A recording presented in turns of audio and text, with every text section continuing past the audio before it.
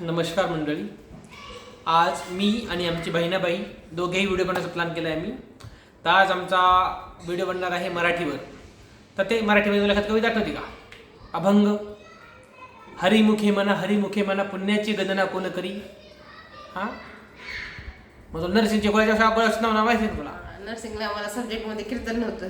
मला सांगतो नर्सिंगला सब्जेक्ट होते. मला सांग कोणता सब्जेक्ट होता नर्सिंगमध्ये? अॅनाटॉमी होती, फिजिक्स होती, मायक्रोबायोलॉजी होती. अॅनाटॉमी म्हणजे काय असतं? बॉडीमध्ये कोणतं काय येते का? हाडांचं स्ट्रक्चर. त्याला अॅनाटॉमी म्हणते तोय. मग मला माहिती आहे, कारण मी बीकॉम केलेली मंडळी. तेव्हा आपल्याला माहीत नाही. आम्हाला फक्त अकाउंटिंग होतं आणि थोडेफार काय थिअरी सब्जेक्ट होते. ते पण बीकॉममध्ये मी जॉब नाही करत. अॅनाटॉमीमध्ये दुसरं काय होतं मला? फिजिओलॉजी. फिजिओलॉजी म्हणजे काय असतं? फिजिक्स म्हणजे बॉडी फंक्शन कशी करते, मसल्स, वेन्स वगैरे कुठून काय कसं फंक्शन करतं. ओके. अजून कोणता सब्जेक्ट होता? मायक्रोबायोलॉजी. मायक्रोबायोलॉजी म्हणजे काय? जम्स वगैरे वातावरणामध्ये कशामध्ये कोणत्या वेदरमध्ये Okay. कोण होते, त्यांना कसं डिस्ट्रॉय करू शकतो वगैरे सगळं ते असतं. अजून कोणता सब्जेक्ट होता? इयरनुसार बदलतात ते. कम्युनिटी सब्जेक्ट असतो, सर्जरी, मेडिकल. आणि सोयन इंजेक्शन ते काय असतं? ते सब्जेक्ट कोणता? इंजेक्शन द्यायचं, गोळ्या द्यायचं, मेडिसिन म्हणजे बघितलं मंडळी. त्यासाठी नर्सिंग करणं किंवा असं करणं गरजेचं आहे. तुम्हाला माहीत नाही अशा सगळ्या गोष्टी. परत ते किती वर्ष जॉब केली मग नर्सिंगमध्ये तू? 3.5. 3.5 वर्ष तिने जॉब केली नर्सिंगमध्ये.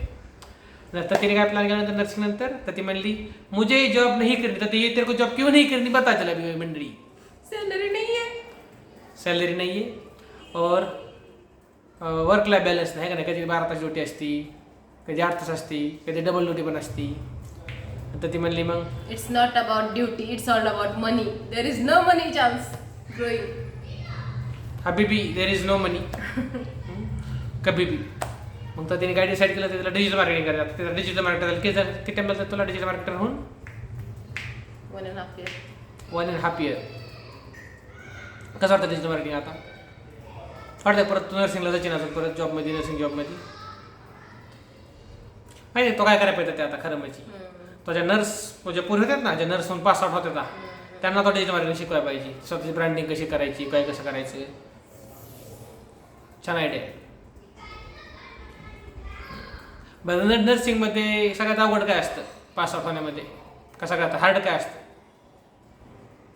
सब्जेक्ट वाईज असं म्हणजे सब्जेक्ट वाईज किंवा प्रॅक्टिकली सगळ्यात हार्ड काय असतं त्या नर्सिंग करताना? काय वाटतं हार्ड असतं?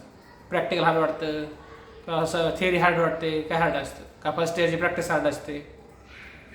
हार्ड काहीच नसतं. तुम्ही काहीच नाही केलं तुम्हाला काहीच नाही येणार. तुम्ही एफर्ट टाकले तुम्हाला सगळंच येतं. तो प्रश्न आहे. गुड.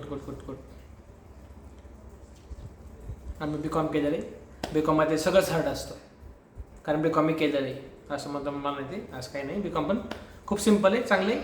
प्रत्येक विषय आणि प्रत्येक स्ट्रीम चांगली. फक्त तुम्ही प्रॉपर त्याचा अभ्यास केला पाहिजे, इंटरेस्ट घेतला पाहिजे. बरं, आजच्या व्हिडिओचा तसा काहीच नव्हता. तर ती बरं खूप दिवसाला आम्ही चर्चा नव्हती केली. तर त्याचा आमचा प्लॅन चालला होता की आम्ही काहीतरी यूट्यूबला भराळ्या चालू करू. आणि मग आमचा भराळ्याला पहिला विषय होता. तर ते काय बोलायचं फायनल वर्ड्स तुला? No comments. No comments. Bye bye मंडळी, बाय बाय.